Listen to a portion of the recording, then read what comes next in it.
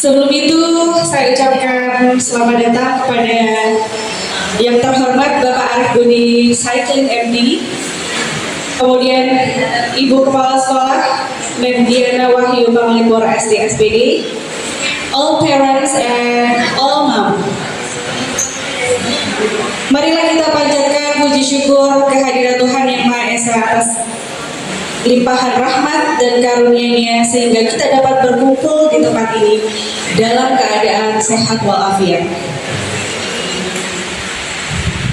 Baik, tema parenting hari ini adalah right brain or left, what drives your child's day to day.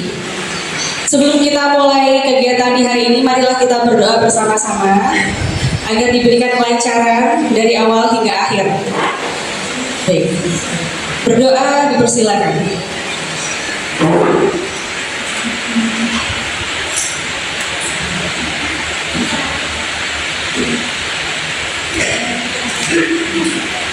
Selesai. Selanjutnya yaitu menyanyikan lagu Indonesia Raya dan Mars Mutiara Hati. Kepada all parents, Mem dan Mister, dimohon untuk berdiri dan Mem yang bertugas dipersilakan untuk memposisikan diri.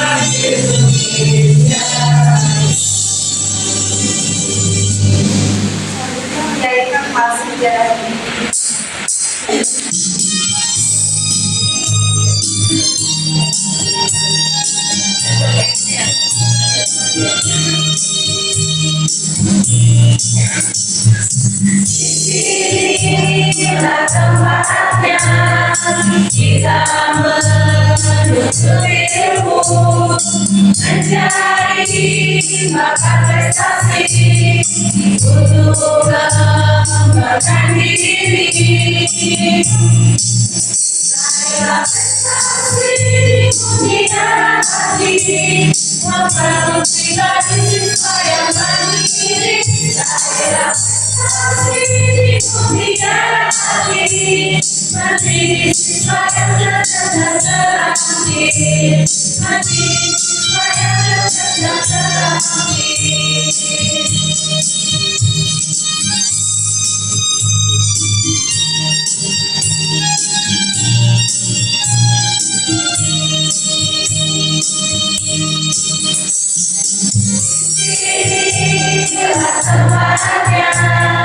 Kita menuntut ilmu, mencari bakat prestasi untuk mengembangkan diri.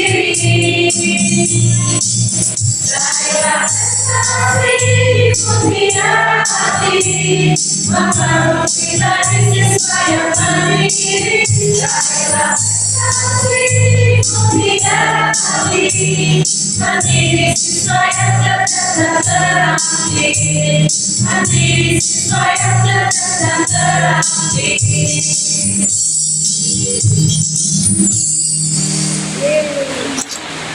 Baik, dipersilakan duduk kembali. Terima kasih Mbak Lina. Selanjutnya yaitu sambutan dari Kepala Sekolah kepada Mem Diana Wahyu Paklipo STSDD. Dipersilakan. Assalamualaikum warahmatullahi wabarakatuh.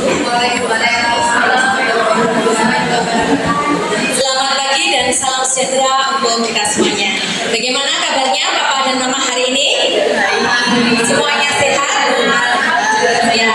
Kalau anak-anak semuanya itu biasanya mem semuanya itu semangat pagi, yes gitu ya. Jadi Mama dan Papa di sini juga nggak boleh kalah ya dengan putra-putri kita yang setiap pagi selalu semangat ke sekolah mereka ya. Kita mengikuti anak-anak semuanya ya Mak ya. Coba semangat pagi. Tepuk tangan untuk kita semuanya. Yang kami hormati Bapak Arif Budi sekaligus sebagai konsultan Mutiara School, kemudian Papa Mama hebat dari Playgroup dan TK Mutiara Hati, dan juga Mem dan Mister semuanya. Pertama-tama marilah kita panjatkan puji syukur kehadirat Tuhan Yang Maha Esa bahwasanya pada pagi hari ini kita diberikan kesehatan, kenikmatan, keberkahan sehingga kita semuanya dapat bertemu kembali dengan keadaan sehat pada kegiatan parenting pada pagi hari ini. Nah, pada saat ini merupakan kunjungan ketiga yang dilakukan oleh Bapak Arif selaku psikolog sekolah di Playgroup dan TK Mutiara Hati, di mana pada kunjungan ketiga ini Pak Arif sudah melakukan observasi kepada anak-anak di masing-masing kelas. Pak Arif sudah mengetahui bagaimana gaya belajar anak-anak semuanya, rekomendasi-rekomendasi yang diberikan Pak Arif kepada Mem dan Mister yang mendampingi anak-anak di sekolah, serta nantinya hasil observasi akan disampaikan kepada Mama dan Papa semuanya. Nah, pada kunjungan ketiga ini, hari ini merupakan hari terakhir Pak Arif yang ditutup dengan kegiatan parenting dengan tema adalah right brain or left, what drives your child's day to day. Dan nanti setelah kegiatan parenting ini juga akan diisi Pak Arif dengan materi guru. Jadi tidak hanya anak, orang tua, tetapi guru pun juga memperoleh materi dari Pak Arif. Bagaimana guru itu dalam mendampingi anak-anak di sekolah. Jadi ketika anak ini dengan gaya belajar seperti ini, bagaimana apa yang harus dilakukan guru terhadap anak-anak semuanya, sehingga paket komplit yang sudah disiapkan Pak Arif dalam mendampingi anak-anak, Mama dan Papa semua, juga Mem dan Mister semuanya. Dan nantinya di kunjungan keempat nanti Pak Arif akan berkunjung kembali di bulan April. Nantinya kami akan mengundang Mama dan Papa semuanya, akan kami jadwalkan seluruh orang tua untuk bertemu dengan Pak Arif untuk membahas tentang pendidikan lanjutan mereka. Jadi misalkan yang playgroup menuju jenjang TK, playgroup atau playgroup B ke TKA, kemudian dari TKA ke TKB, dan juga dari TKB ke jenjang selanjutnya di SD. Jadi semuanya sudah disiapkan Pak Arif untuk nanti bertemu dengan mama-mama semuanya, dan kami harapkan nanti ketika dijadwalkan oleh sekolah, nanti Mama dan Papa semuanya dapat meluangkan waktunya, dapat meluangkan waktu untuk bisa memanfaatkan kesempatan yang sangat berharga ini, karena Pak Arif dengan berbagai kesibukan beliau sudah menyempatkan waktu hadir di sini, sehingga kesempatan baik ini juga harus kita pergunakan dengan baik. Kemarin Pak Arif juga sudah dari sekolah kemarin pukul 2 itu ke Surabaya, dan tadi malam kembali lagi ke sini karena memang banyak sekali klien-klien Pak Arif. Kemarin tadi malam ke Polda seperti itu. Jadi sudah banyak sekali yang dilayani Pak Arif di seluruh Indonesia. Jadi kita beruntung sekali Mama dan Bapak semuanya ya, karena memiliki psikolog hebat seperti Pak Arif ini ya. Tepuk tangan untuk Pak Arif. Terima kasih Pak Arif sudah membersamai Playgroup TK dan juga SD Mutiara secara hati nggih, dalam tumbuh kembang putra putri kita semuanya. Nah, Mama dan Bapak semuanya, kami juga mengucapkan terima kasih atas waktunya di tengah kesibukan Mama dan Papa semuanya masih bisa meluangkan waktu untuk kita bersama-sama belajar. Tidak hanya pendidikan anak bukan hanya merupakan tanggung jawab sekolah, tapi juga adalah kerjasama.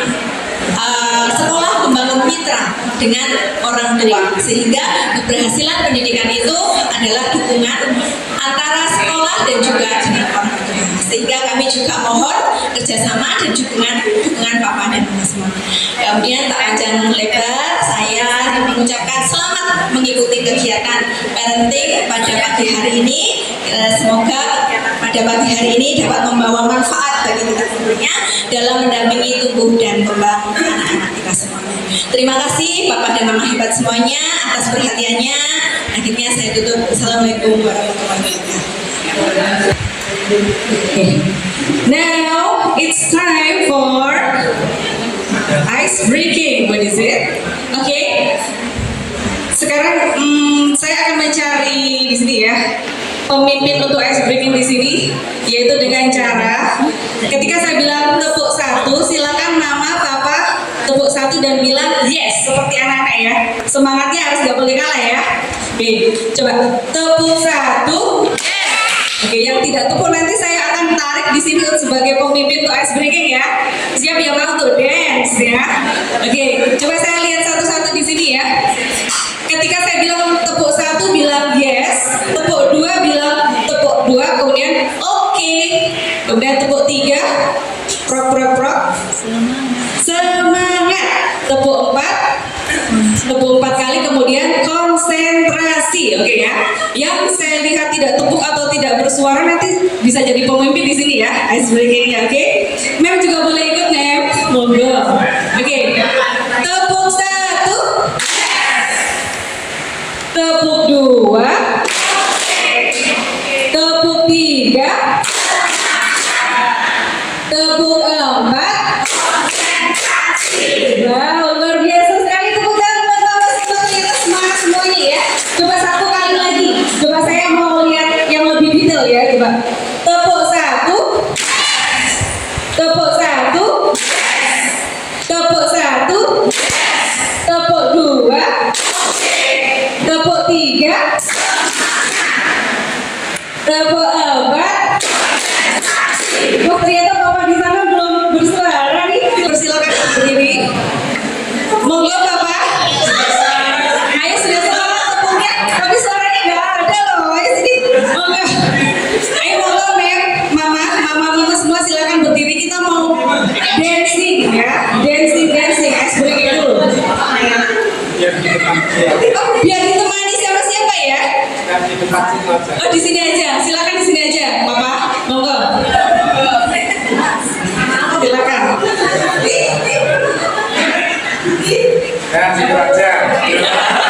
Bisa dimulai semangat ya. Monggo semangat.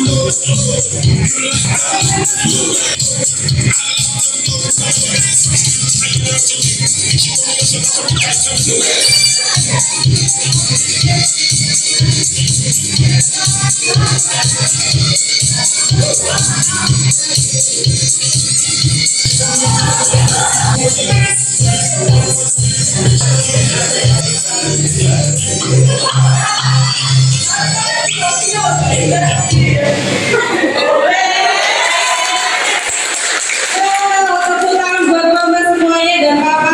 Semangat sekali ya. Sudah sarapan sepertinya.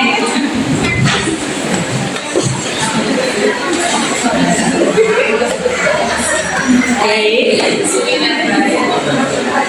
Menuju agenda selanjutnya yaitu pemaparan materi dari Bapak Arif Budi Thank you MD. Bagaimana Bapak Arif, sudah siap mungkin? Bapak Arif dance ya. Gimana Bapak Arif? Sudah? Oke, time is yours. Baik, terima kasih. Ini ada Akum sama Uti ya. Kalau nari kayak gitu, asam urat kita bisa kelihatan. Atau kita bisa berdebat-debat, pindah ke bokong, naik lagi Pak di sana. Jadi tolong Mem kalau cari ice breaking sesuaikan karena kita sudah mulai osteoporosis. Yang lebih cool gitu dari saya. Oke, halo. Hai. Bismillahirrahmanirrahim. Assalamualaikum warahmatullahi wabarakatuh. Ya, jadi hari ini kita bicara yang kadang kita sebagai orang tua itu kan bingung ya. Hari ini anak kita itu pakai otak kanan apa otak kiri? Dia dominan otak kanan atau otak kiri? Jadi kadang kita sebagai orang tua itu bingung sebenarnya. Tapi kita lebih bingung kalau dia tidak punya otak kan? Nah, betul. Oke, jadi hari ini kita ngobrolin siapa sih yang mengendarai anak kita itu dari hari ke hari dengan aktivitas mereka. Jadi kita bicara tentang otak. Bapak Ibu, hari ini saya biasanya kan berdiri lari sana lari sini, ya kan? Karena ice breakingnya begitu, saya tak duduk aja. Lah hari-hari itu saya naik turun itu, waduh dengkul saya rasanya sudah tidak karu-karuan sekarang ya. Ya, karena biasa di atas jadi dengkulnya sering bermasalah. Halo. Bapak Ibu, kita ngobrolin aja. Jadi kita bicara tentang sebelum kita ngobrolin tentang otak anak, karena mau tidak mau, otak itu kan sesuatu yang sangat penting, ya. Tapi saya juga perlu sampaikan, terlepas dari apapun itu, ya. Ini saya perlu sampaikan. Saya punya sahabat itu salah satu ketua seksolog Indonesia. Oke. Dia cerita, saya tanya ke beliau, dokter. Di Indonesia itu kan banyak orang-orang itu rata-rata hampir semua 100% orang di Indonesia itu pasti punya agama, apapun agamanya. Kita jelas-jelas secara spiritual orang Indonesia itu punya kemampuan spiritual yang paham agama benar-benar. Dan di agama juga sudah diatur, luar biasa sekali agama mengatur. Tapi kenapa di Indonesia makin hari makin kesini pelaku zina, pelakor dan sebagainya makin bertambah. Oke? Terus dia jawab, gini Rif, kenapa kok banyak orang selingkuh, naudzubillah dan sebagainya? Karena libido manusia itu diciptakan lebih dulu daripada akal dan otak manusia. Jadi orang mereka itu viral, akhirnya baru berpikir. Itu yang terjadi pada manusia. Jadi libido manusia itu diciptakan kurang dari 16 minggu sudah diciptakan. Baru kemudian otak manusia. Jadi libido itu tanpa disadari adalah sebuah survival mood atau sebuah kondisi di mana untuk membuat orang bertahan hidup. Nah, makanya ada yang disebut di dalam otak kita ada yang namanya brainstem, otak belakang ada di sini. Itu adalah reptilian brain atau otak reptil, otak buaya. Jadi semua orang punya otak buaya. Jadi kalau ibu-ibu ngomong bahwa buaya selalu laki-laki, salah. Karena buaya juga ada yang betina. Pelakor itu buaya. Betul kan? Ya sesama buaya pasti saling mendukung deh kayaknya. Oke, nah jadi setelah kemudian Allah menciptakan yang namanya reptilian brain atau otak reptil, itu adalah otak yang memang diciptakan untuk kemampuan bertahan hidup. Nah, ini terjadi pada anak-anak usia dan kita pun terkadang masih dikendalikan oleh otak binatang. Jadi otak binatang itu selalu berpikir bahwa kita aman atau tidak. Makanya ada beberapa anak yang mereka masuk sebuah lingkungan baru, mereka akan berpikir aku aman tidak di sini. Ada anak yang secure, ada anak yang insecure ketika mereka masuk pada sebuah lingkungan baru. Ya, karena apa? Ada otak binatang. Nah, akhirnya konsep pendidikan bahwa tidak boleh pressure anak bla bla bla bla bla dan sebagainya, itu karena tentang otak binatang bahwa anak harus diciptakan, dipastikan dia aman nyaman dulu. Setelah dia merasa aman nyaman, baru akan lari dari konsep reptilian brain, otak buayanya itu, otak reptilnya, lari ke otak sistem limbik, otak tengah. Jadi ketika namanya anak ataupun kita merasa aman nyaman di sebuah tempat, baru kita bisa berpikir bahwa kita dicintai. Pakai sistem limbik, otak tengah. Nah, setelah kita merasa dicintai, disupport sama orang-orang sekitar kita, dicintai, dihargai, akhirnya baru lari ke otak yang ada pada manusia yang disebut dengan prefrontal cortex atau neokortex, otak depan, otak logika. Jadi artinya orang pasti akan berpikir aman dah, nyaman dah untuk menjalin sebuah hubungan. Ketika dia merasa nyaman menjalin hubungan, kemudian dia merasa dicintai, baru kemudian kita baru memutuskan untuk menikahi. Dewa gedung, teror dan sebagainya kan ini di sini. Neokortex. Ya. Jadi artinya ketika orang dia merasa tidak aman, tidak nyaman, yang kedua dia merasa tidak dihargai, tidak dicintai. Oke. Nah, terus kemudian mereka merasa tidak berharga di lingkungan manapun, aman, dicintai, kemudian penghargaan. Ketika siapapun manusia yang kehilangan satu saja dari sisi ini, pasti dia akan bermasalah. Jadi kita tidak bisa berfokus pada area di mana satu persatu dari otak, kemudian memastikan bahwa dia karena begini, karena semua saling melandasi.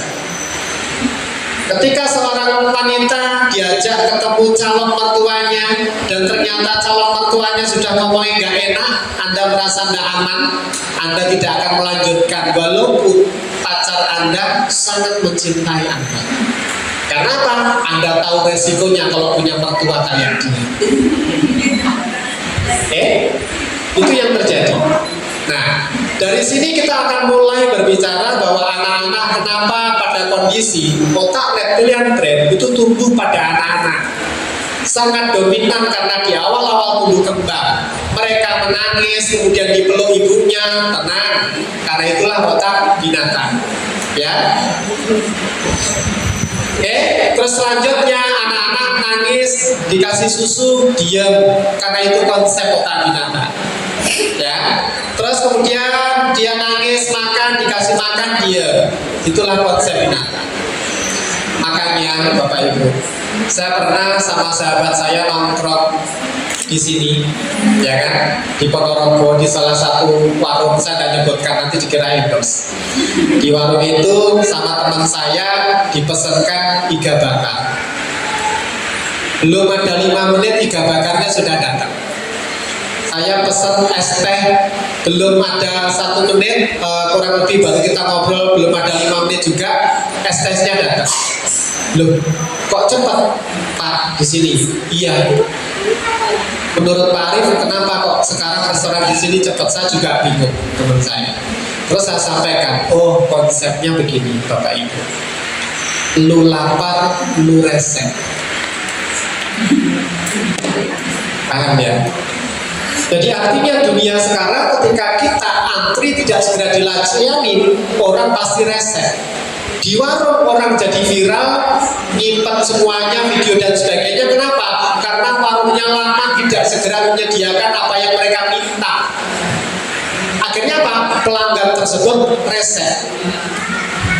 Jadi konsep lu lapar lu resek ini akan mempengaruhi kehidupan manusia. Artinya kalau kita lapar kasih sayang, lapar perhatian, lapar didengarkan, dan lapar lainnya, pasti kita resek. Termasuk anak-anak kita. Lapar transferan, resek. Lapar uang bulanan kurang, resek juga ibu-ibu. Jadi artinya kalau saya pesan kepada ibu-ibu di sini sebelum kita ngobrol banyak hal, kalau Anda sudah menikah, kenyangkanlah suamimu. Jangan pernah dia buat lapar, karena dia akan cari masalah di luar sana. Kalau laki-laki sudah kenyang, nggak akan mungkin aneh-aneh, serius ini konsepnya. Setuju nggih, Kok? Kok takut? Nah, ini loh konsep di dalam melayani siapapun dan termasuk melayani diri kita. Tetapi kalau kita punya usaha, sekolah, warung makan atau apa, sebenarnya kita bisa memprediksi. Misalkan si Omar, sorry ya Mbak ya, si Omar kok dia resek, dia lapar apa nih anak ini. Oke, terus kemudian si Gema kok tegar pesona, dia sedang lapar-lapar. Si Mika kalau kemudian Paris datang, Paris aku baik kok. Contoh, namanya juga anak macam-macam. Ya, berarti kita harus tahu sebenarnya kita bisa memprediksi apa yang harus kita cukupkan pada mereka. Sama ketika kita ngajarin anak untuk membaca, menulis, berhitung, ikrar misalkan ya, kemudian kita ajarin, kembali lagi ada anak yang ketika diajarin dia nangis karena dia tidak bisa, tapi kita paksa, akhirnya apa? Dia tidak akan pernah bisa. Kenapa? Ketika kita ngajarin anak-anak kita yang lagi OTW proses otaknya, tidak boleh ngajarin mereka dengan marah-marah, ngamuk-ngamuk, karena mereka sedang menggunakan otak binatangnya. Jadi kalau Anda ngajarin dia, otak binatang itu akan berbicara tentang 3F, flight, fight, and flying. Ya, freeze, sorry, yang ketiga freeze.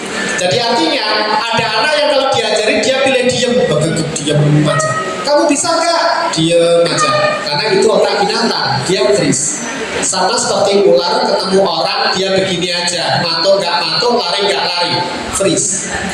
Otak anak juga sama seperti itu ketika diajarin. Ketika otaknya nggak nyaman atau dia fight, menyerang, matuk kita. Ketika kita ngajarin dia malah ngeyel aja kerjaannya. Ya, bukan kok niru ibunya, enggak, karena memang itu otak binatang untuk melawan. Atau dia flight syndrome, nangis, itu adalah bentuk pelarian diri. Jadi sama seperti Anda, ibu-ibu, ya, ketika ada sebuah kondisi yang Anda tidak bisa, kemudian Anda bereaksi pakai otak binatang Anda, yang terjadi apa? Nangis. Itu adalah bentuk flight syndrome. Anda melarikan diri dari ketidakmampuan Anda menghadapi realita. Makanya nangis boleh. Rasulullah saja menangis. Laki-laki nggak boleh menangis, kata siapa? Rasulullah menangis. Itu yang terjadi kondisional seperti itu. Nah, makanya anak-anak ketika mereka sudah kondisi seperti itu, turunkan levelnya supaya mereka yakin mereka bisa melakukan. Jadi jangan paksa, ayo, anaknya sudah tidak bisa mentok, tapi kita paksa, pasti bisa, harus bisa, bisa, anak mama tidak mungkin tidak bisa, anak kakak yang nggak bisa. Nggak bisa seperti itu, karena apa? Dia tidak yakin dia sudah mentok, tetapi orang lain memastikan bahwa dia bisa. Nah, akhirnya yang terjadi apa? Mama tidak ngerti nanti. Atau pada waktu tumbuh kembang dia, yang terjadi apa? Mama datang, itu dianggap anak tukang evaluasi. Nah, mama datang mesti evaluasi. Si kupingnya kurang doang, si nirungnya kurang banget lah, si temboknya kurang ini lah, si ngopo lah. Nah, ini akan membuat anak menjadi tidak nyaman. Lanjut, sekarang kita ngomong ke otak kanan kiri. Nanti kalau saya ngomong nggak selesai. Nah, kita bicara sekilas di situ. Jadi otak kiri kan fungsinya untuk memproses hal-hal yang sifatnya logika, analitis. Nggak usah difoto Bu, nanti kalau di Mutiara Hati dapat materinya kita kirim setelah acara. Jadi ibu-ibu fokus saja sambil nanti kalau ada sesuatu yang tanyain aja nggak apa. Itu pun kalau saya mau jawab. Terus termasuk keterampilan verbal itu juga merupakan kemampuan otak kiri, ngomong, membaca, menulis, serta keterampilan bahasa lain. Makanya pada anak-anak yang ngomongnya kadang kayak beberapa anak saya menyebutkan namanya, 2 jari di atas telinga itu adalah area broca, sering ketuk-ketuk, atau atau usap-usap seperti ini, karena itu adalah tempat untuk area wicara, area broka namanya. Jadi kalau ada anak-anak kan kalau di sini kan kalau ngomong Pak Arif tahu gak sih kemarin itu loh Pak Arif tahu gak ya kemarin itu loh Pak Arif sebentar Pak Arif aku ngomong kemarin itu loh Pak Arif, ya Allah Pak Arif kemarin Pak Arif. Banyak anak-anak kalau saya ngobrol begitu, nah, atau mungkin Anda juga ngalamin itu. Berarti apa? Area broka sering tepuk-tepuk seperti ini. Boleh kanan, boleh kiri, dua-duanya. Makanya kalau suami ngomongnya susah, nah keplak-keplak semua. Mungkin tata bahasanya sedang keplak. Pakai sandal swallow, kan rotok-rotok. Enggak, suami baik kok. Sebenarnya suami itu ngomongnya enggak jelas itu karena enggak mau menyakiti istri dan membuat istri pikiran itu aja kok.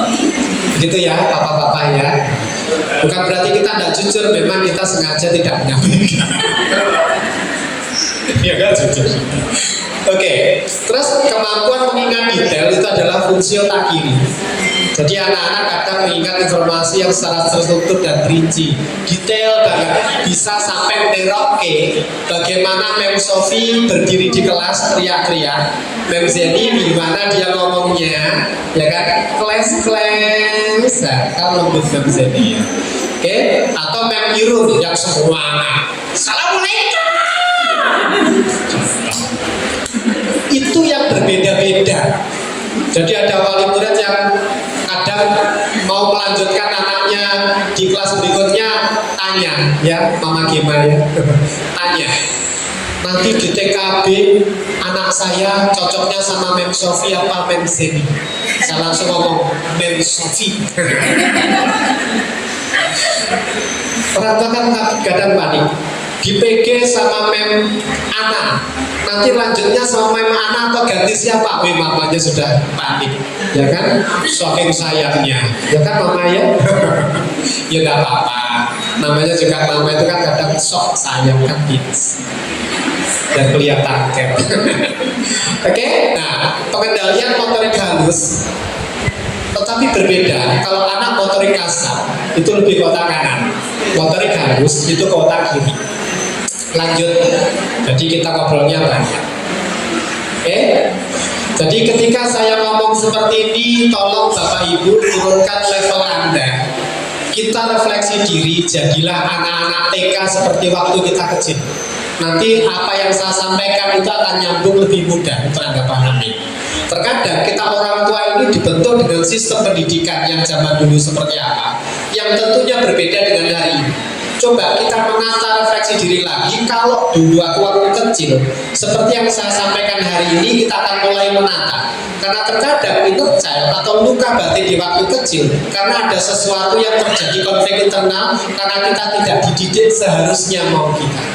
Ya, oke. Fungsi otak kanan, jadi proses terkait kreatif, intuitif pasti, termasuk feeling itu juga otak kanan. Ya, kemampuan menghadirkan gambar mental, jadi anak mulai membayangkan sesuatu.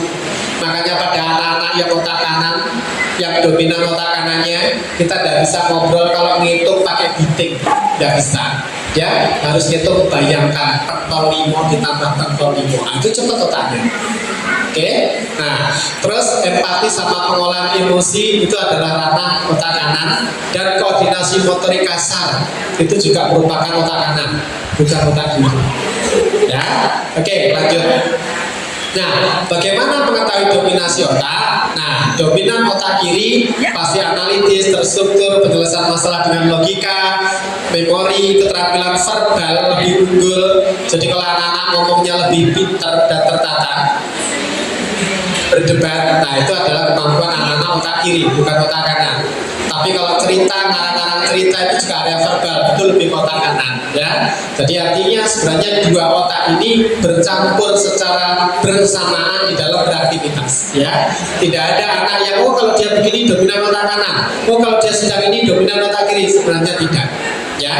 Ini yang harus Anda pahami sama-sama. Kadang anak menggambar, mereka juga berpikir menggunakan otak kiri, bukan otak kanan. Oke, sekarang kita bicara tentang pengamatan arah perkembangan anak. Jadi, dominasi otak kiri atau kanan anak tidaklah statis. Jadi artinya dominasi otak kiri atau kanan pada anak itu tidak menetap. Dan dapat berkembang seiring waktu. Perubahan ini bisa terjadi tergantung pada lingkungan dan pengalaman yang diberikan. Nah, berikut adalah beberapa tanda yang dapat menunjukkan arah perkembangan anak. Perubahan dominasi otak anak itu karena perubahan minat. Bisa menunjukkan perubahan dalam dominasi otak. Jadi minat, makanya kalau ada orang tua, Pak Arif, anak saya masih di playgroup, sama dia di TKA, bakatnya apa? Talentnya apa? Bagaimana untuk memapping talentnya dia? Apakah bisa? Saya jawab tidak bisa. Untuk mengetahui anak dengan pengamatan observasi kita ketika anak masuk playgroup, TKA, kemudian Anda tanya bakatnya di mana, tidak bisa. Kenapa? Karena anak itu sedang meminati segala sesuatu yang menarik, termasuk panjat tembok. Nanti Anda pikir bahwa dia anaknya panjat dinding, enggak juga, ya. Anaknya lagi suka main bola, kemudian Anda, oh anak ini bakatnya jadi pemain bola kayak Cristiano Ronaldo, enggak juga. Tapi Pak Arif, kalau dia itu belum ada maghrib, belum pulang Pak main bola, ya gimana? Rumahnya depan lapangan bola, adanya mainnya cuma bola aja, ya kan? Dia akan berubah minat ketika ketemu olahraga yang lainnya. Makanya ketika kecil, ketika saya di Korea, yang dilakukan orang tua di sana apa? Untuk menemukan bakatnya, dampingin apa yang anakmu minati, siapa tahu itu akan jadi bakatnya. Walaupun banyak alat ukur, fingerprint, kemudian hal lainnya, banyak alat ukur, itu membantu kita untuk memangkas area yang kita harus muter untuk menemukan banyak minatnya. Ya, oke. Jadi anak bisa berminat apapun. Ya, hari ini dia minat apa, besok minat apa. Nah, tapi bakat itu adalah bentuk pelarian diri. Halo. Oke. Jadi yang namanya bakat itu adalah pelarian diri ke tempat yang baik, itu namanya bakat. Tapi pelarian diri ke tempat yang jelek itu namanya maksiat. Ada anak yang tukang belajar sama anak yang tukang selingkuh. Dua-duanya juga bakat, Pak. Dua-duanya juga pelarian diri, Pak. Tuh. Jadi kalau Anda bertanya, semua orang itu lahir ke dunia seperti kertas putih bersih? Enggak. Orang lahir ke dunia ini sudah membawa yang namanya fitrah. Di dalam psikologi dinamakan potensi. Ada anak potensi baik, ada anak dikasih potensi jahat, ada anak dikasih potensi pinter, ada anak juga dikasih potensi malas. Semua sama Allah diberikan. Makanya ketika anak masuk pondok pesantren, belum tentu di pondok pesantren itu tidak ada yang mencuri sama sekali. Tidak menjamin. Karena apa? Fa'alhamaha fujurha wa taqwaha. Karena Allah yang memberikan jalan ketakwaan dan jalan kefasikan itu Gusti Allah, tidak peduli dimanapun tempat. Jadi anak-anak senang nyopet dan anak-anak senang beramal, semua potensi diberikan sama Allah. Nah, itu yang dinamakan fitrah. Sama seperti anak di dunia, ini semua sama Allah diberikan namanya fitrah belajar. Tidak ada anak yang di dunia ini nggak belajar, nggak ada. Mereka pasti belajar. Sama seperti anak rajin sholat subuh, sama Allah sudah dikasih fitrah sholat subuh. Makanya ketika anak kecil, ketika mendekati azan subuh, anak-anak kecil walaupun mereka mau muslim, mau agama lain, tetap akan bangun. Karena itu adalah fitrah yang diberikan Tuhan untuk beribadah. Tapi orang tuanya ojo melek merem, cepetan yang coba merem. Yang terjadi apa? Anak menjadi tidak mencintai dan fitrah imannya hilang. Oke? Sama seperti anak-anak diberikan fitrah belajar, ada anak yang kalau belajarnya pagi, ada anak yang belajarnya makin malam, makin pinter cari gara-gara. Ada. Berarti apa? Fitrah belajar dia memang tumbuhnya malam, dan orang tua tidak boleh kok nyuruh dia tidurnya sore habis maghrib atau isya untuk tidur, karena dia produktivitasnya memang diciptakan lebih optimal malam.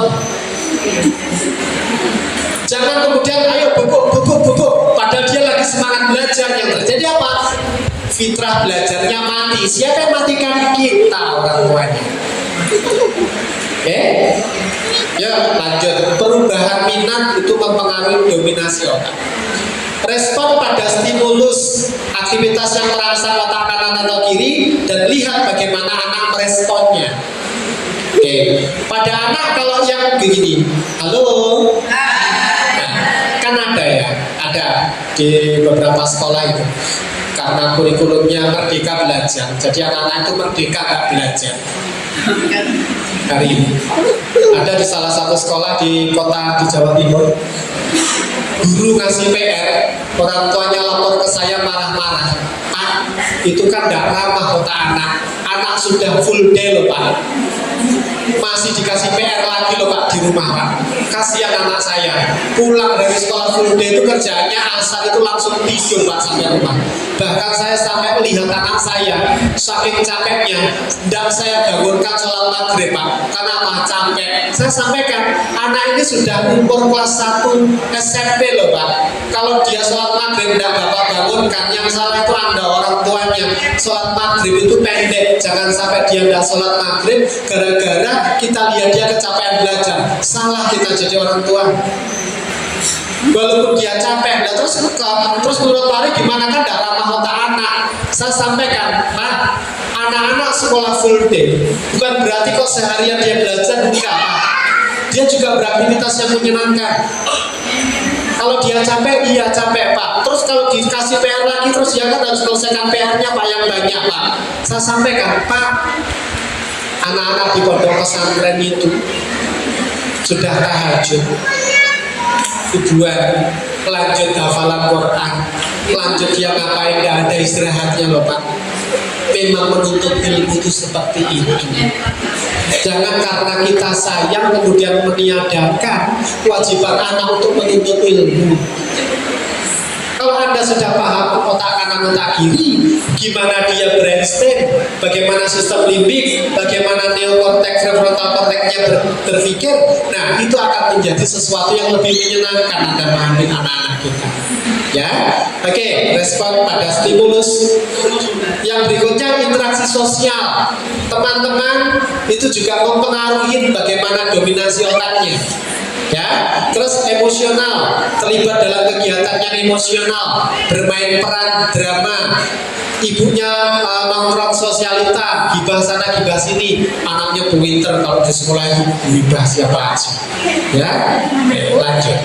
Nah, kreativitas dan logis bersama, teka-teki atau puzzle itu juga cara-cara kita menstimulus otak anak, eksperimen sains, ya. Kemudian diskusi kritis dan berimajinasi. Apakah anak TK sudah bisa?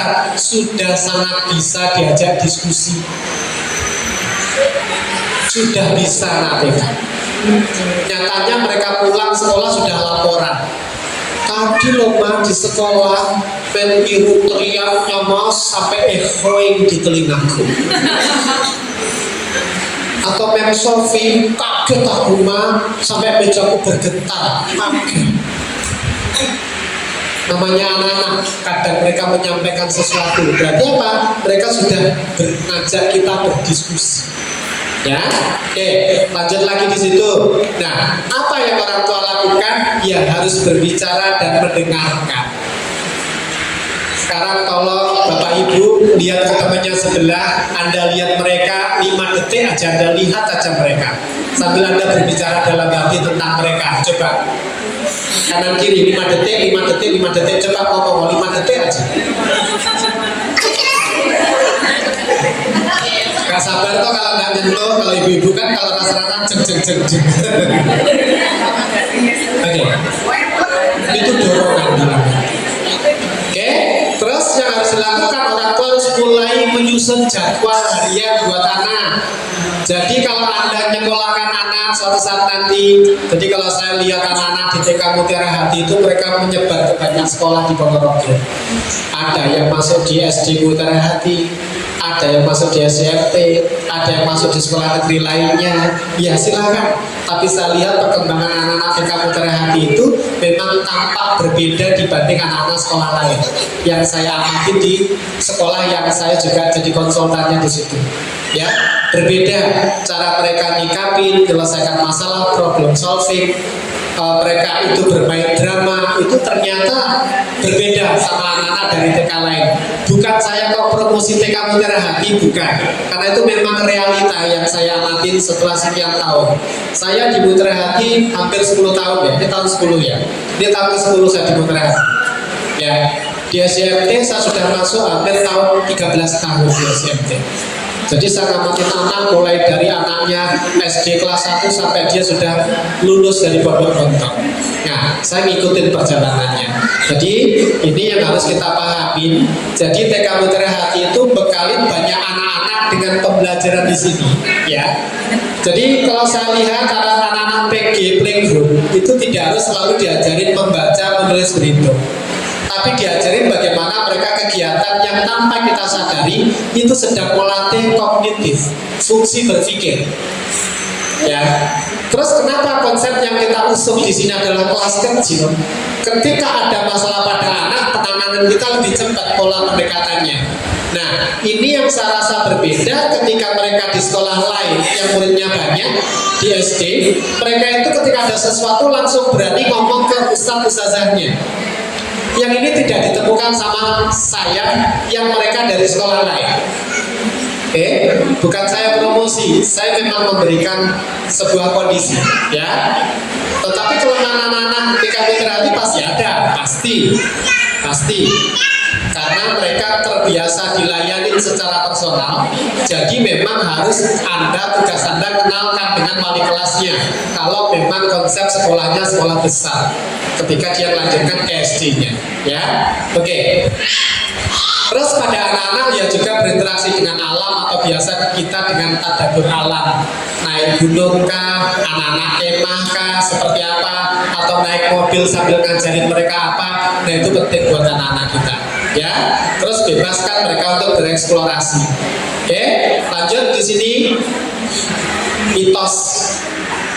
Ini mitos tentang otak anak. Anak-anak hanya menggunakan satu sisi otak mereka, yaitu otak kanan atau kiri, dan tidak keduanya. Ini kita membuat sebuah yang namanya distorsi kognitif. Kita menyederhanakan ketika anak kita fokusnya otak kiri lebih kuat, kita fokus ke otak kiri biar dia itu pinter di sekolah. Ternyata tidak, ya. Oke, berikutnya lagi di sini yang kedua.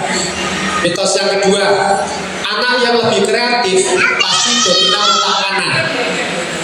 Padahal fungsi kreatif itu melibatkan contoh struktural dan juga pengorganisasian. Jadi kalau anak kreatif dia gambar, dia pasti akan membuat yang namanya geometri, bentuk.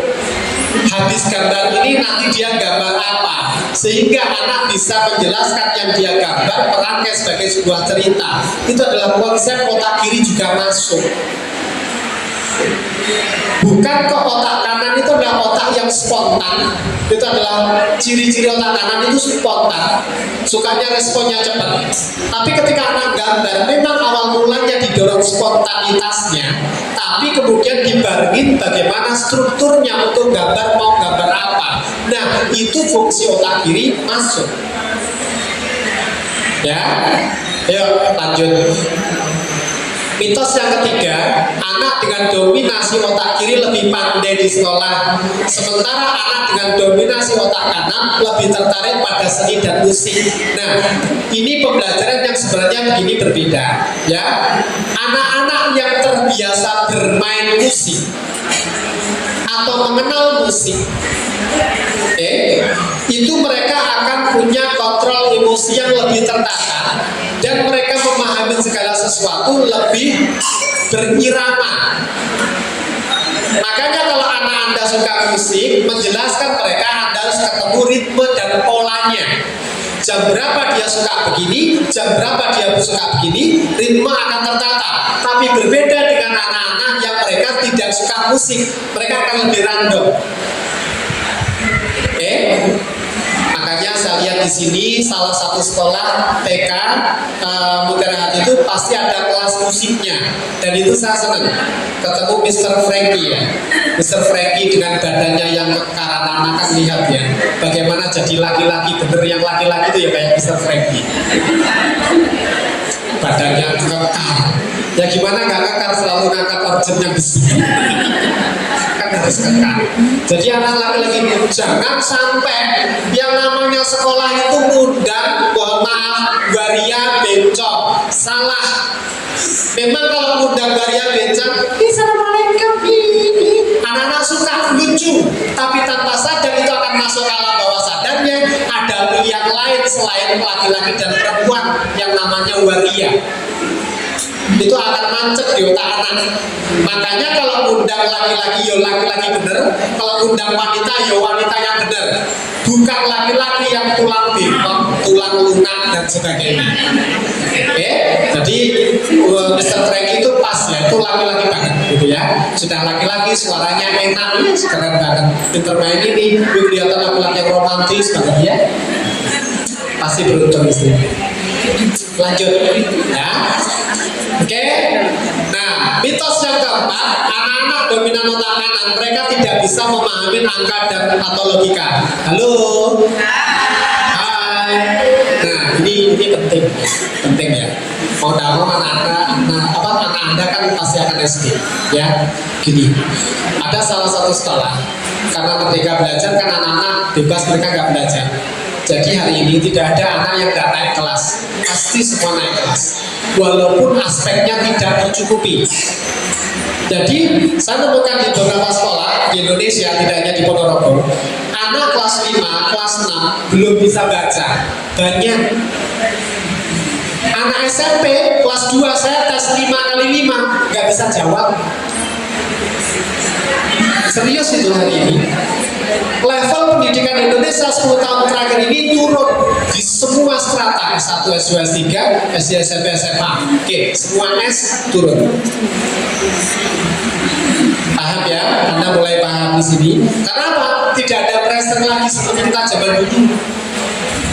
Tapi kita tidak ramah otak anak. Ingat, binatang itu, nata binatang harus dengan kekerasan, ketakutan, baru dia nurut, ciptakan kenyamanan. Oke, baru dia akan senang melakukan itu tanpa kita. Kita melatih singa, oke, dipukul singanya, dikeplak singanya, dicambuk singanya, ketika dia bisa kasih daging, betul kan? Nah, akhirnya terjadi apa? Tanpa campur dia sudah mau dengan kita dekat. Jadi artinya menanamkan ketakutan pada anak boleh di awal-awal boleh, tapi setelah dia takut itu segera ganti kenyamanan yang Anda ciptakan saat beraktivitas bersama. Ayo tidur siang, nanti di pojok itu ada pocong. Ayo bubuk cepat, dengan pocongnya melotot, tuh pocongnya melotot, ayo bubuk, boleh. Tapi setelah dia bobok, Anda pupuk, Anda sayang yang nyaman, Anda enak, sambil Anda bacakan cerita atau Anda bacakan surah Quran apa, akhirnya Pak anak nyaman tidur. Yang berikutnya, hari berikutnya, Ma, ayo pupuk, Ma, sambil adik dipupuk gini-gini ya, Ma ya. Akhirnya Pak, pocongnya hilang. Oke, itu yang terjadi pada anak-anak. Jujur aja, kita kan sholat karena takut neraka. Tapi setelah kita sholat nyaman, habituasi terbentuk, akhirnya kita nyaman menjalani itu. Gitu ya. Sama seperti Anda, halo. Sama seperti Anda, awal-awal menikah kan seneng ya. Setelah beberapa tahun menikah mulai nggak seneng kan biasa ya. Habis itu seneng lagi. Jadi artinya dalam pernikahan itu kita boleh kok benci, jengkel, marah, gregetan, gemes, pokoknya nganu-nganu sama pasangan kita. Tapi ingat, Anda juga jatuh cinta berkali-kali juga boleh sama dia. Tanggal tua jatuh cinta lagi. Jangan kebalik, tanggal muda jatuh cinta lagi. Oke, nah jadi begini ya Bapak Ibu ya. Ada anak yang nggak bisa baca kelas 5, kemudian orang tuanya konsultasi ke saya. Sekolah bingung karena saya tidak pegang kelas 5. Saya hanya pegang kelas 1, kelas 5 saya nggak pegang. Bingung, guru-gurunya semua bingung. Oke, kemudian ketemu saya, ibunya ngobrol sama saya. Oke, saya matiin anaknya, kemudian zoom, saya lihat anaknya ngobrol sama saya. Oke, kemudian saya analisa dan ternyata si anak ini, dia lebih dominan otak kanannya. Jadi bukan berarti dia tidak paham huruf, tidak paham angka, tapi dia paham angka, tapi huruf dia tidak paham. Karena angka ditangkap sebagai simbol dan huruf dia ditangkap sebagai sebuah verbal yang harus dia baca pakai otak kirinya. Nah yang terjadi yang saya lakukan apa? Dia suka main kartu Uno. Tahu ya kartu Uno ya? keluarin 5, kayak kartu remi, keluarin lagi. Nah, kartu itu diganti dengan huruf. Ketika mengeluarkan huruf A besar, karena ini keluarkan A besar yang sama. Oke, B, keluar B. Jadi kartu itu dirubah desainnya untuk ke huruf. Nah, dari sini anak akan lebih ngerti. Dan ternyata apa? Cuma 3 minggu aja dia sudah mulai bisa baca. Kelas 5 SD. Banyak yang nggak bisa baca. Sampai dia lulus SD masih nggak bisa baca. Ada, percaya. Oke, nah makanya kalau di Mutiara Hati anak negro itu dikenalkan bagaimana emosi, diciptakan bagaimana kenal emosi dulu. TKA dia mulai dikenalin bagaimana untuk kepo sama huruf. Di TKB itu skill, leskan anak Anda membaca, nulis, berhitung dan sebagainya di TKB, bukan di TKA. Ya, bukan di TKA, tapi di TKB. Silahkan leskan itu. Lanjut dari situ, mitos yang berikutnya, melatih otak kiri atau kanan akan memperkuat sisi otak itu, sementara sisi lainnya akan melemah. Tidak. Jadi kalau kita melatih dia menggambar, otak kanan juga dapat, otak kiri juga dapat. Jadi yang dilakukan anak apapun itu sebenarnya melatih kedua otak, karena ada neurotransmitter dendrit akson yang akan berkembang. Kalau dia berpikir pakai otak kiri, otak kanan juga akan beriringan secara bersama-sama holistik. Ya, oke. Berikutnya lagi, mitos pada anak cenderung pendiam dan introvert pasti dominan otak kanan. Tidak, ya, itu tidak benar. Introvert dan extrovert itu adalah preferensi individual yang tidak bisa dilihat dari dominasi otak kanan atau kirinya. Itu adalah interaksi sosial yang membuat dia tertutup atau terbuka. Jadi artinya kalau memang tempatnya tidak aman, semua orang pasti akan tertutup. Ya, lanjut lagi yang ketujuh, kegiatan yang merangsang otak kanan seperti seni dan musik tidak memiliki manfaat akademik, tetapi sebenarnya memiliki, karena mereka yang mendengarkan musik, ritme hidup mereka juga akan lebih tertata. Sama seperti orang yang ngaji pakai tartil tahsin kirot dengan orang yang ngajinya langsung aja tanpa tahu panjang pendeknya, di hati seseorang juga pasti akan berbeda. Ada yang pakai metode ikro, tilawati, wafa, umi atau apapun itu, sebenarnya semua untuk membuat orang ngerti. Sama seperti anak-anak belajar, 2 mata saya, hidup saya 1. Nah, anak akan lebih cepat karena kita ngajarin mereka pakai irama. Jadi cerita sirah, carilah buku-buku cerita yang berpantun dan berirama. Itu yang paling cocok untuk anak-anak. Jadi tugas Anda yang belakangnya I atau belakangnya A. Nah, itu akan bagus. Yang 8, yang terakhir mitosnya, anak yang lebih cenderung pada seni atau kreativitas akan kesulitan dalam dunia kerja yang berorientasi pada logika dan rasionalitas. Sebenarnya tidak, karena otak kanan diperlukan untuk problem solving, cara berpikir kreatif menyelesaikan masalah. Ngakalin orang itu adalah otak kanan. Ya, orang yang kumlot hari ini, mereka yang kumlot IPK-nya sampai 4 belum tentu jaminan kerja dapat. ARD yang dicari adalah orang yang bisa kerjasama, bukan orang yang pinter. Jadi makanya beda begini ya. Halo, kalau kita kuliah di Indonesia, anak-anak akan kuliah lulus tepat waktu, karena orang tua selalu ngomong kuliah sing tenanan dan rampung baru boleh kerja. Tetapi kalau Anda punya anak-anak di luar negeri, lulus kuliahnya lebih lama. Kenapa? Karena mereka harus magang dulu, cari volunteer di luar negeri. Jadi yang mereka adalah kamu banyak-banyak pengalaman dulu, baru carilah kerja. Itu perbedaannya di luar negeri sama di Indonesia. Makanya saya S2 sampai 8 tahun di sana. Di sini 1,5 tahun maksimal sudah selesai. Saya harus 8 tahun karena memang seperti itu. Ya, belum lagi S3 ini mungkin 6 tahun baru selesai. Itulah saya sudah 55 nanti selesai. Oke, lanjut. Ya, silakan Bapak Ibu. Saya kembalikan ke Mem Novi. Jika ada yang mau raise hand, bertanya dan ngobrol lebih detail lagi, silakan. Baik, terima kasih Bapak Anis. Dengan tema parenting hari ini yaitu right brain or left, what drives your child's day to day. Baik, sesi selanjutnya adalah sesi tanya jawab. Bagi mama atau papa yang ingin bertanya, silakan please raise your hand dan sebutkan nama. Saya Mama Omar Bakri. Perkenalkan, nama saya Yuke, saya mamanya Omar. Tadi Pak Arif menyampaikan, saya dua pertanyaan langsung gak ya?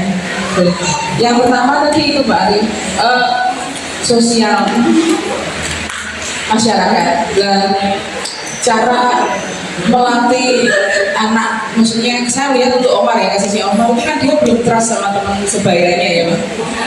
Nah itu memang karena masalahnya di rumah dia tidak punya teman sebaya juga, jadi tapi dia berinteraksi dengan orang-orang yang lebih tua itu lebih nyaman dan selalu gitu saya lihat polanya. Kalau sama teman sebaya dia cenderung tidak begitu aktif. Itu pertama.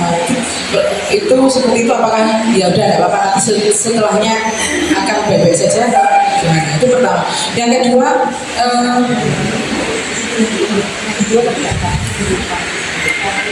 Ya memang yang kedua itu seringkali dilupakan.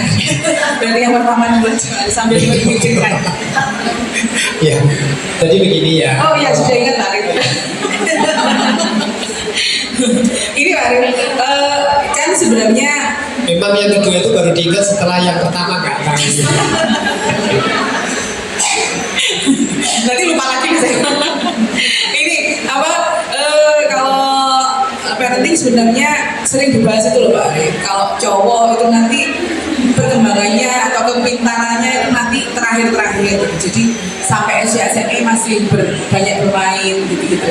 Nah itu tuh kita mengikuti tren itu saja atau memang ya dari awal sudah dikondisikan?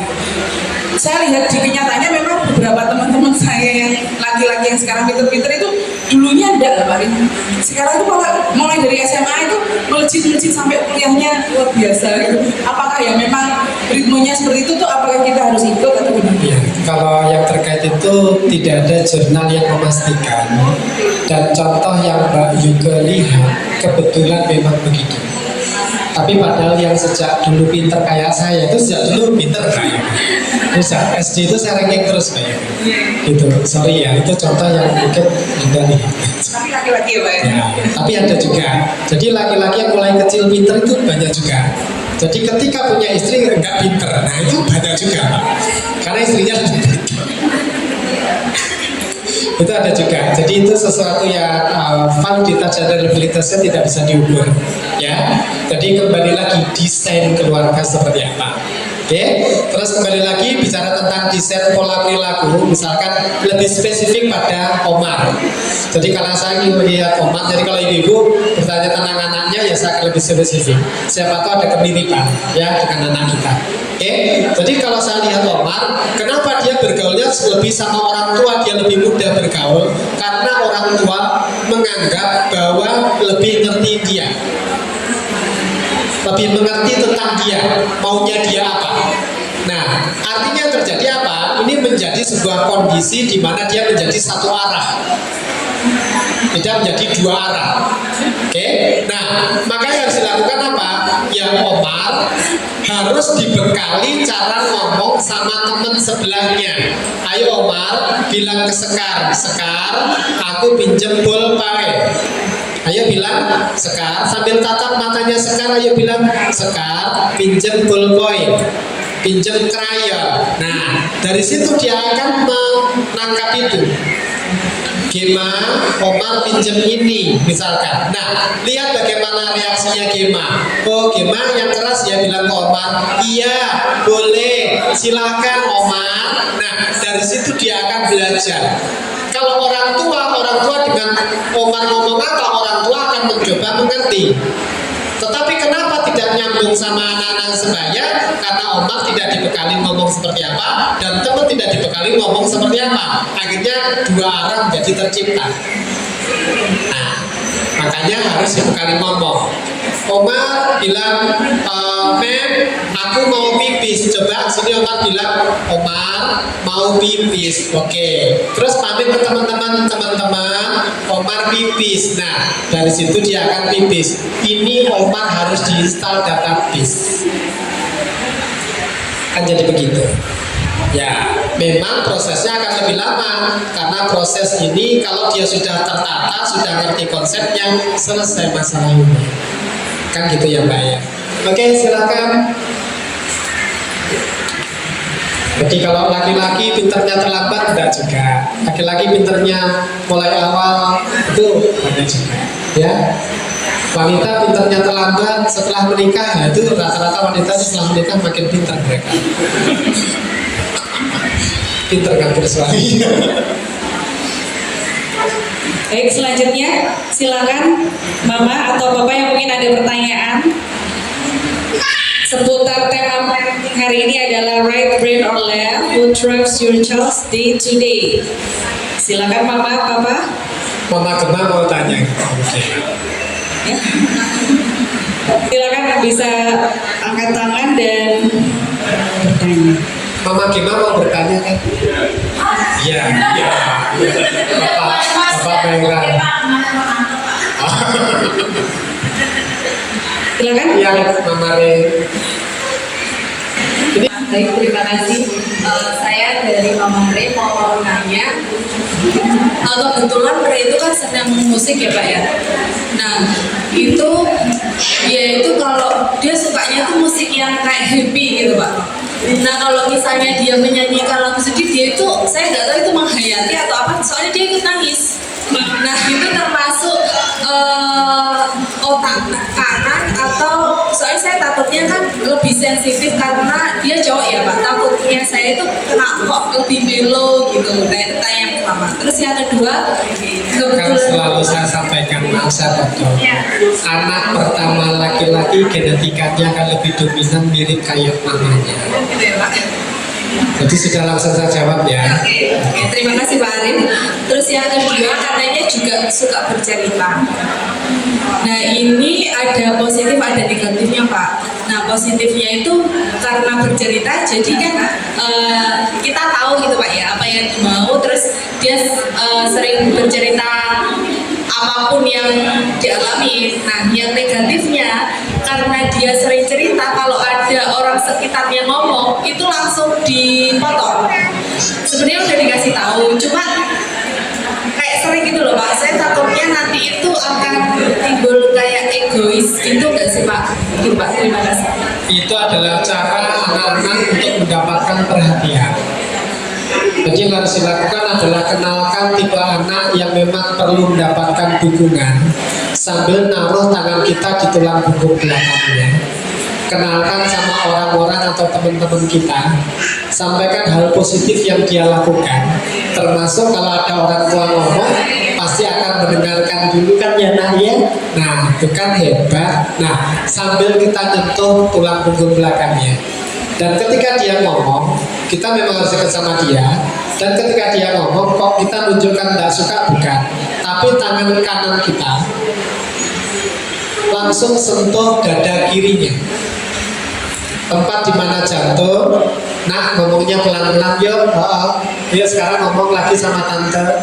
Tante, aku di sekolah. Nah, gitu ya caranya.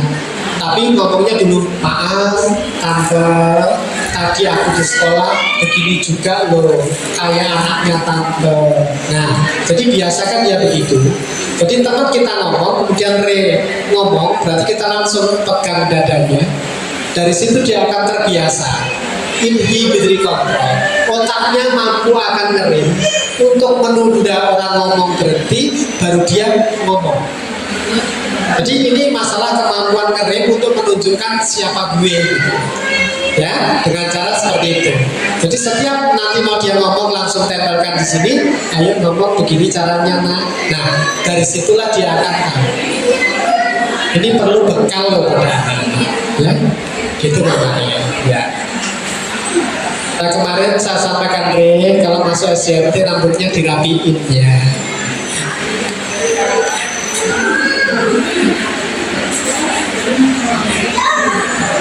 Silakan. Baik, selanjutnya Mama yang di belakang atau Bapak, mungkin barangkali ada pertanyaan. Jarang sekali ya bisa bertemu dengan Bapak Arif, ini sangat Iya, sulit sekali. silakan Bapak yang istrinya guru olahraga. Ya, Cukup ya. Siapa silakan. tahu nanti ditanya susah jawabnya.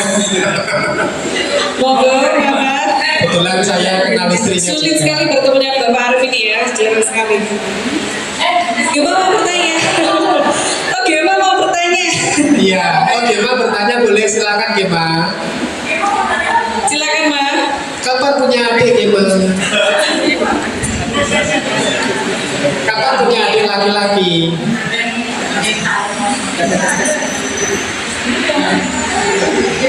Baik, Mama. Monggo. Perwakilan bapak-bapaknya mungkin ada salah satu yang mau bertanya. Mungkin istri saya itu kok begini ya Pak, dia punya otak enggak? Nah, misalkan gitu Bapak. Ya kalau kemarin Bapak di depan orang mungkin otaknya terlalu banyak. Oke, ya ini sambil ngobrol di sini ya. Jadi saya nanti kalau ada pertanyaan silakan. Ya, jadi ini perkembangan anak-anak dengan dominasi otaknya. Jadi saya bacakan. Jadi kalau anak usia 0 sampai 2 tahun bayi, dominasi otak kiri itu proses pembelajaran bahasa mulai berkembang, terutama mendengar dan menanggapi suara. Itu otak kirinya juga sudah berkembang. Terus dominasi otak kanan itu peningkatan ekspresi emosi dan pengenalan suara serta warna. Jadi ibunya mulai ngundang, pinter ini gantengnya, ini cantiknya. Sambil Anda ngundang dia dengan ekspresi wajah itu Anda sedang memicu bagaimana dominasi otak kanan berkembang. Oke, dengan suara Anda. Makanya anak mulai kenal kalau dipanggil Re, dari langsung waktu kecil mungkin begitu ya, mama kan saya nggak tahu kecilnya. Nah, 2 sampai 4 tahun usia toddler mulai mengenali pola bahasa dan keterampilan verbal sederhana. Makanya pada anak Anda yang usianya 2 sampai 4 tahun, ngomong itu harus dibekalin. Kamu mau makan, mau maaf, jangan mau maaf ya, suapin mama ya, mau maaf ya. Nah, nggak bisa, otaknya nangkep. Oke, nah mulai mengenali pola bahasa. Pengembangan otak kanannya adalah pengembangan keterampilan motorik halus. Jadi motorik halus itu ditanamkan di usia 2 sampai 4 tahun. Bukan lompat-lompatnya, ya. Oke. Terus usia playgroup, perkembangan bahasa lebih lanjut memahami instruksi sederhana. Jadi anak dicoba untuk disuruh, kemudian dia lakukan. Sandal taruh situ, sandal ditaruh di situ. Mama bilang apa? Dibilangin mama kan, sandal ditaruh situ. Dibilangin mama ngeyelnya ya Allah. Nggak bisa dia lakukan. Ya. Oke, imajinasi mulai berkembang, suka berimajinasi melalui bermain peran atau cerita. Jadi kalau anak 4 sampai 5 tahun cerita, yang diceritakan belum tentu benar. Makanya perlu ditabayunkan, perlu dikonfirmasikan sama wali kelasnya tentang kejadian yang dia ceritakan, karena itu belum tentu benar. Paham ya? Nah, itu umur 5 sampai 6 tahun TK itu berarti baru kita mulai fokus kemampuan membaca, menulis dan berhitung dasar. Jadi bukan di usia 4 sampai 5 tahunnya mulai menyukai seni dan sebagainya. Yang anak tadinya tidak suka gambar, usia TK sudah mulai suka gambar, ya. Terus berikutnya lagi, ketika awal masuk sekolah SD, keterampilan logika mulai terbentuk. Jadi dia harus mulai dikenalkan disiplin, hukuman seperti apa, ya. Terus kalau usia 8-10 tahun, berarti mereka harus belajar pembelajaran keterampilan yang kompleks, imajinasi ekspresi melalui cerita dan sebagainya. Jadi YouTube mulai dikenalkan channel yang kita maui. Dan kalau anak nonton YouTube harus dia bisa merepresentasikan apa yang ditonton, ya. Usia 10 sampai 12 tahun kemampuan analitis berkembang dan sebagainya. Makanya anak-anak usia kelas 4 SD itu mulai ngeyel-ngeyelnya, nakal-nakalnya itu mulai kelas 4 SD. Yang tadinya baik sudah mulai berani sama mamanya, mulai berani sama bapaknya, mulai ngeyel sama gurunya. Itu terjadi di usia 10-12 karena dia ingin memastikan dia mendapatkan informasi yang detail dan lengkap, ya. 12 tahun konsepnya sudah seperti itu. Oke, sekarang jam 7.30 sampai jam 8 anak-anak usia PG dan TK ini yang berkembang itu hanya otak kanan. Jadi kalau Anda ngajarin tentang otak kiri itu pasti akan berat. Sama seperti jam 7.30 sampai jam 8 anak setoran hafalan itu tentu kurang optimal. Mungkin anak usia jam 7.30 sampai jam 8 mereka dengan sholat duha. Itu kan ranah takaran spiritual, ya kan? Nah itu boleh. Jam 8 sampai jam 8.30 baru kegiatan fisik, ya, karena itu bisa untuk meningkatkan koordinasi tubuhnya. Jadi olahraga, mulai otek, kelas dan sebagainya itu jam 8 sampai jam 8.30 karena yang gerak juga otak kanannya. Dia olahraga tanpa mikir, angkat tangannya kan nggak mikir kan, ya. Oke, terus jam 8 sampai jam 9 itu belajar bahasa. Jadi ini sudah masuk ke ranah ke otak kiri sekaligus otak kanan. Jadi di jam 7.30, 8 sampai jam 8.30 itu adalah masuk ke ranah area otak kanan. Jangan diajak mikir yang berat-berat. Makanya kalau ke depan anak-anak di SD sambil sarapan, anak boleh nonton film motivasi. Jangan film sedih.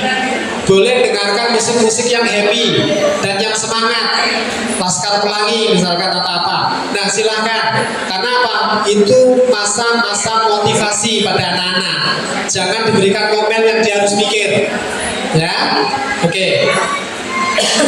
Lanjut jam 9 sampai jam 9.30 itu sebenarnya bermain peran. Itu lebih ke otak kanan. Kemudian jam 10 itu boleh mewarnai karena fokus ke otak kanan lagi, walaupun otak kiri juga dapat, ya. 10.30 11 itu konsep untuk mengenal huruf. Jadi fokusnya ke arah otak kiri pada anak-anak. Terus 11 sampai 11.30 mulai mendekati bagaimana dia ke hal yang otak kanan lagi. Oke, itu sekilas sampai anak-anak pulang. Begitu, Mem Novi, jika ada yang ditanyakan oleh orang tua. Baik, Jam Bapak 10, dan Bapak. sudah waktunya nongkrong di mana? Barangkali masih ada pertanyaan, silakan. Jadi Silakan Mama, nanti mungkin. materinya PDF-nya kita share kok Iya. ke sekolah. Baik. Jadi mungkin ada yang bertanya tentang lesnya, kursusnya yang tempat apa, seperti apa, nggak tanya? Atau metode sekolahnya gimana? Itu kalau untuk bulan April nanti khusus kelas TKP ya. Untuk persiapan khusus TKP yang anaknya mau SD. Nanti kita akan ngobrol. Mungkin kalau anaknya di sekolah besar dengan tipe anak, hambatannya apa yang akan dihadapi, kan jadi begitu. Nanti mungkin akan ada pembicaraan di bulan April. Oke? Silakan. Sudah cocok dah anak saya itu saya leskan ini. Mungkin siapa tahu Anda bertanya itu. Kan belum tentu les yang dia ikutin cocok dengan tumbuh kembangnya, ya. Silakan Mem Novi.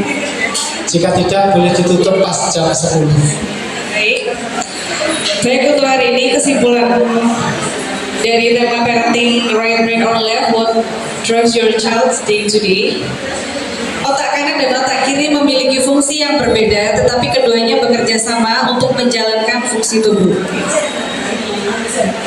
Anak yang memiliki otak kanan lebih dominan biasanya lebih emosional, intuitif, dan kreatif. Sedangkan yang lebih dominan otak kiri digambarkan mereka yang berpikir logis, analitis, dan teratur. Meskipun ada perbedaan fungsi, kedua sisi otak manusia saling bekerja sama untuk menghasilkan respon sesuai dengan situasi yang dihadapi. Baik, sekian dari saya. Jika ada lebih dan kurangnya, saya memohon maaf dan terima kasih. And the last I say, wassalamualaikum warahmatullahi wabarakatuh.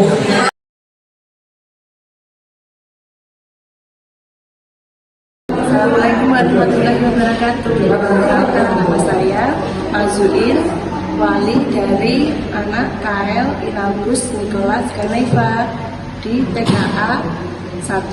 Tema hari ini sangat menyenangkan dan sangat seru. Dengan parenting bisa bertemu dengan wali murid, dengan sharing-sharing tumbuh kembang anak kita. Dan untuk tema hari ini, right brain or life, what drive your child day to day, ini sangat membantu untuk mengetahui yang berkembang anak kita antara otak kanan ataupun otak kiri. Jadi kita bisa mengetahui sejak dini apa minat dan hobi anak kita yang perlu diarahkan oleh dokter psikolog kita hari ini. Mungkin cukup sekian kesan dan pesan dari saya untuk acara tema parenting hari ini. Sekian, assalamualaikum warahmatullahi wabarakatuh.